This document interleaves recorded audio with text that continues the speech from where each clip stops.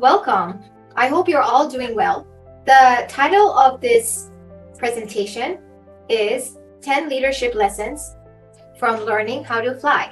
I started taking flight lessons and learning how to fly a plane on a whim with the objective to learn more about aircrafts. I was working as a systems integrator for several Collins Aerospace cockpit system at that time, so it seemed logical to add this skill to my portfolio.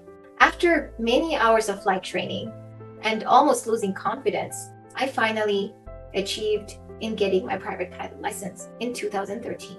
Although the main goal of becoming a pilot was to advance my practical aerospace knowledge, I realized that experience gathered and lessons learned can be transferable to leadership execution and practical life applications. In this talk, I will summarize those lessons into 10 learning points, tying in with examples from my engineering career. The presentation will present some tough scenarios on air as a pilot and equivalent transferable knowledge on challenges on ground. There are 3 learning outcomes expected out of this talk. Learn about the uncomfortable situations I was put in as student pilot and how I overcame. Then later, how I applied those lessons learned in real life.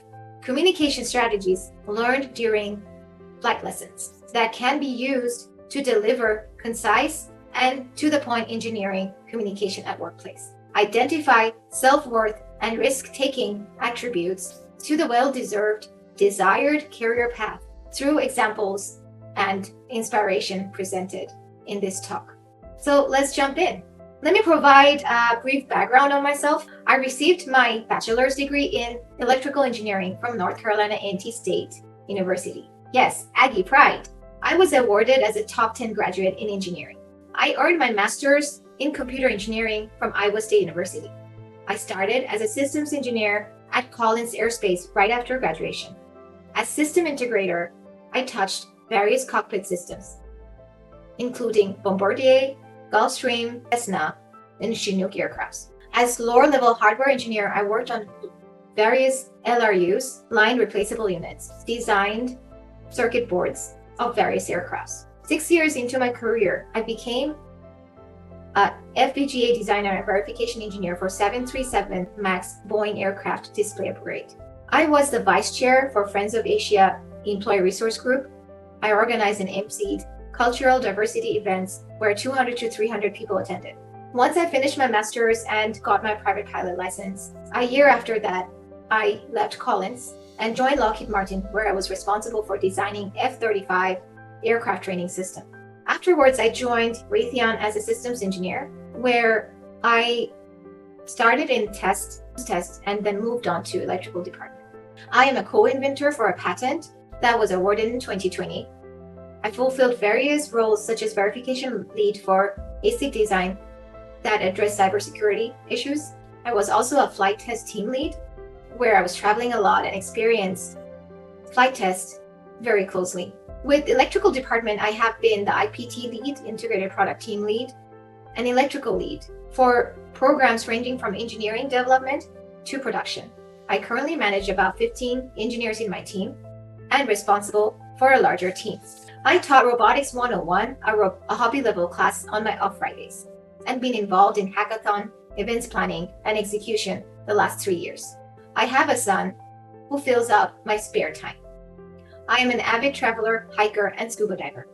My diving experiences include diving with 20 tiger sharks at Freeport, Bahamas. I recently went on a 3-day diving excursion in Cozumel, Mexico. I slowly rose to be a leader in my career.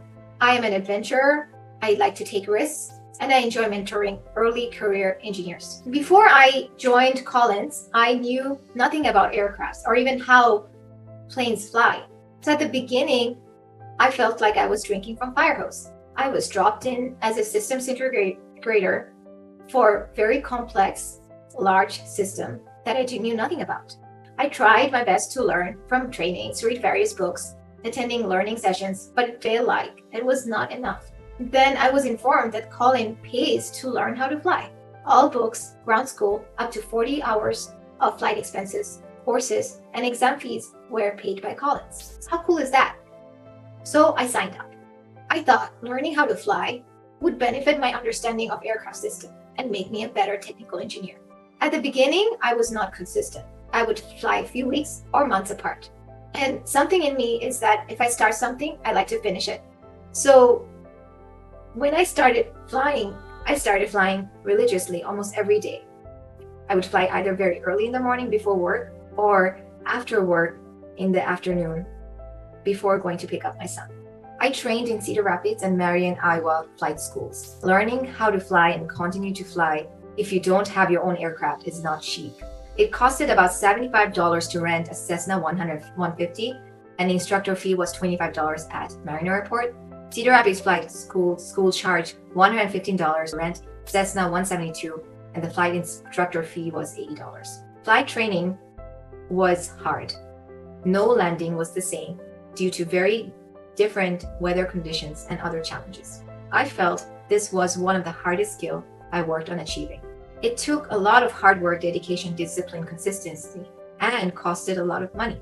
It took me about 133 hours flying, excluding any ground training, to get my private pilot license. I do not fly anymore due to financial constraints and other personal responsibilities. However, this skill has taught me a lot of valuable lessons. Since I am an engineering lead, a lot of the flight training experiences can be applied to my professional career as well as my personal life. Plus, learning how to fly was fun. It made me feel like I accomplished something. It was hard, but I feel proud that I didn't give up. So I'm going to touch a little bit about, to give the audience a little background, that what are the requirements. Per FAA requirement for a private pilot certification, one has to be an adult, be able to read, speak, write, and understand English, hold a student, sports, or recreational pilot certificate, which I didn't have, hold at least third-class medical certificate. So this is something you have to do. If you're under 40, then you go to a doctor who is certified to give you a medical exam. If you're under 40, you have to do this test every 5 years. If you're over 40 years, the certification needs to be renewed every 2 years. The next requirement is to receive endorsement from an instructor that one is prepared to take a knowledge test. And this one I attended ground school and learned all the basics. It was a week-long after work class, and it was hard. It was also tiring because I was also pregnant at that time. The next requirement is to receive endorsement from an instructor. After you finish your ground school, you can get a pilot book. And this was the part. So you start your flight lessons, and there are various skills that I had to learn. Those are pre-flight preparation, post-flight procedures. So I learned to fly in Iowa, and it was very cold. So I had to go in cold weather and do all the pre-flight, and it was really hard. Performance, ground reference, and basic instrument maneuvers. So that means that I had to take off and then maneuver around a point, or I had to do rectangular courses or XS turns. I learned how to fly in Iowa, and Iowa is very flat and symmetrical. So I could look at the ground and look at the references of the roads and then take turns. So it wasn't too bad. Takeoffs and landings and go-arounds. Now, that was challenging. Taking off a plane is easy, but landing is hard. Go-arounds are when you cannot land a plane. So you are almost touching ground, but there's something happen. You have to take off and you come around the pattern. Airport emergencies and night operations. So there is different types of airport. There is some towered, there is some class B, class A. Those are much more difficult to get in. Emergency and night operations. So you have to know how to land a plane at night. And that can be challenging. Emergency is that perhaps your engine is out, or you have to do an emergency landing, something happened. There were simulated emergency landings I had to do. Navigation is going on cross country, going from one city to another, finding airport and landing safely. Slow flight and stalls. Slow flight is if you go above your angle of attack, there is a chance that you can go into stall and fall off the sky. So I had to do a lot of practice on that. Stall is when the nose loses the lift and then falls off, and you have to learn how to control the plane. The next requirement is at least 20 hours of flight training with flight instructor. And then there are special requirements like night landing and instrument trainings. minimum of 10 hours of solo flight time. That includes 5 hours of solo cross country. Once solo cross country, it has to be above 150 nautical miles with full 3 landings, full stop. 3 takeoff and landing with full stop in a traffic pattern, meaning that there's a control tower. The next 2 ones are you have to pass the knowledge. And the questions can be tricky. There's a lot of knowledge and questions you have to know. And then finally, check right the practical test. That is the moment of truth. Can you really fly a plane? So just to reiterate, the minimum requirements were 60, but as I told, I went 60 hours to finish my training. So as you can see, it is not really easy to get pilot license. So I guess that is why people have a lot of respect for people who can fly a plane. So let's look at some data from my learning how to fly experience. The chart to the left shows my timeline of my flight lessons and flying experience and associated hours. So you can see that I started in 2012 and then I wouldn't fly for many, many months. And at the end, I was just really serious. I was like, I'm just gonna fly regularly. So in 2013, towards the end, I flew a lot. There are reasons behind that. In 2012, I was with the instructor, and I don't think I was really doing well with him. So I took a break and I changed my instructor, and that's what you see right there. There is a gap here. This has changed my instructor. And the new instructor was very kind and very knowledgeable and pushed me. But any lessons I learned from the previous instructor was also very useful. So as you can see in the bottom, I am showing the different instructors that I flew with. Vijay was my friend. He's not an instructor, but he helped me. I just was in my confidence, so he helped me. He would fly with me regularly because I was already solo certified. And then the part where you can see it's purple, that's how much I flew in addition to getting flight lessons. So every time I changed flight instructors or took a few weeks off or months off, I had to start all over again. That was very, very frustrating. And one thing I want to talk about is that learning how to fly should not be compared to driving a car. If you don't drive a car for a month or a week, you can still get back to it. But flying is much more challenging.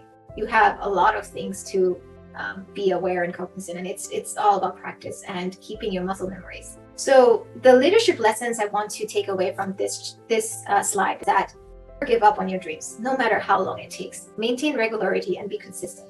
Consistency is the key of learning or achieving any goals. And I also recommend help or getting an adequate number to reach proficiency. I have mentors I meet with regularly, and I talk through scenarios at my work. And I get help from my friends and my family for different things. But the leadership number 1, never giving up. I was kind of frustrated that I flew for a year and I did not go anywhere. My instructor told me to get to the solo flight where you can see the oranges, but there were some things that I wasn't getting the right amount of attention from him. So by switching an instructor, I think I was able to get to my goal to the finish line. The next slide talks about landings. So I think I talked about that landing is the hardest part of learning how to fly. Every time one takes off a plane, one has to land the plane safely. Landing is the hardest skill to master. On the chart to the right, it shows a compilation of all the landings I practiced each time I went out to fly. The more I practiced, the more it became second nature with muscle memories. I had more than 541 landings under my belt before I went for a check ride. So yes, as you can see, that the number of landings, one day I performed 16 takeoffs and landings. The blue is the night landings and the orange is day landing, which is mostly day landing. So the leadership lesson from here is be courageous and tackle the hardest skills to master. Believe in your capabilities.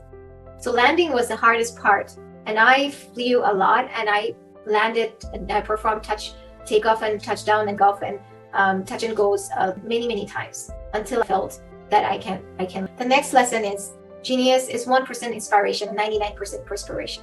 So persistent until skill is comprehended. So flying requires a lot of planning ahead of time. Especially when going on a cross country, a student pilot must study the flight path, calculate ground speed with required tools, open flight plan, understand restricted versus unrestricted ground area, air area, check any NOTAMs, any notifications, and the list goes on. We were required to plan for a backup landing airport as well. And every aircraft counts with engine startup and takeoff checklist that should be very closely followed. student pilots are taught to follow the list religiously. Weather is always changing, and before you take off, you have to check the wind conditions and the visibility. I remember when I took a 11-hour flight to Mount Rushmore total, we could not stay on course as planned. We have to keep changing our takeoff aircrafts to accommodate unannounced storms. On another occasion, during my first solo flight, the aircraft window kept flapping open as it was not secured. I tried to reach out and close it while landing the plane, but that also means that I was going to have to take off my attention from landing. So I let it go, and I landed the plane with windows open, and later secured the windows when on ground. So the leadership lessons from here is plan ahead of time. If one fails to plan, one plans to fail. I have plans A, B, C, D, and backup plans ready. Number 6, just like the checklist when you have to take off and land, making a detailed list is part of the planning. The prepared list keeps us focused on tasks at hand. If things do not go according to plan, be calm and come up with a practical path forward. In this chart, I'm showing all the different types of skill sets that I have to demonstrate. And you can see there is a red highlighted. That was my first solo cross country. So I actually failed my first cross country. I was taught pilotage and dead reckoning, and I wasn't using any GPS. So pilotage is you have to look down and look at the waypoints or anything that stands out, like a railroad or a water tank, something that's identifiable landmark. And then you can say this and look at the map and say, this is where I'm at. Dead reckoning is by checking by the time that you have passed, and that's how you know you're on track. Since I didn't have a GPS, I think I thought I missed one of the dead reckoning waypoints, and I started panicking, and I called my instructor, and the instructor was not happy. So I eventually found my way and landed safe, but I was so embarrassed. I landed and I started crying. And a pilot came down and said, oh, there is a VOR right there. You could have tracked the VOR. VOR is a omnidirectional radio that you can tune to, and then you can track yourself into that radio. So that was tough, but I learned some valuable lessons. I was successful in completing my long cross country, and I would use the GPS, and then I would also check if VORs can be tracked. So the lesson here is failure is the best teacher in life. Always ask, what did you learn from your failure? Learn from the failure, take ownership, and move on. After I understood my aircraft, it was still challenging to control the plane, as the variables were never the same. Wind or weather is always out of our control. We take off against the wind and keep correcting the nose to keep the plane on flight path. You cannot control the wind, but you can adjust the nose to flight path to reach destination. So the lesson from this is, to reach your goals, one needs to keep adjusting to stay on track. There may be obstacles that are beyond our control. So keep moving and keep correcting the things that are in our control. In this case, the plane is under my control. The wind is not. But I keep correcting the nose of the plane so I can stay in flight path. So that brings the last leadership wisdom. When I started to fly, it was bewildering to follow radio communication. But the more I got on the radio and I listened, the more I understood the communication strategies. On the ground, student pilots are taught to communicate with tower very specifically.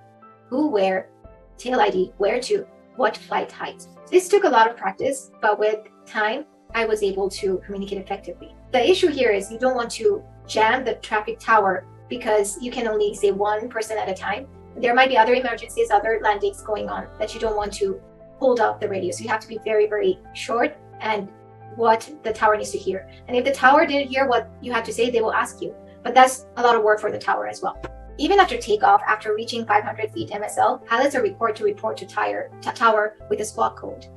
And pilots also has to contact towers within 10 nautical miles of the radius of the airport. If we were flying into a non-towered airport, we still had to communicate so that there are other planes that are flying are aware of our presence. And when we're going from one tower to another tower, pilots has to change the frequency and keep in constant communication. When I was co-piloting a plane, switching controls was very important, and the strategy was to declare, I have the plane.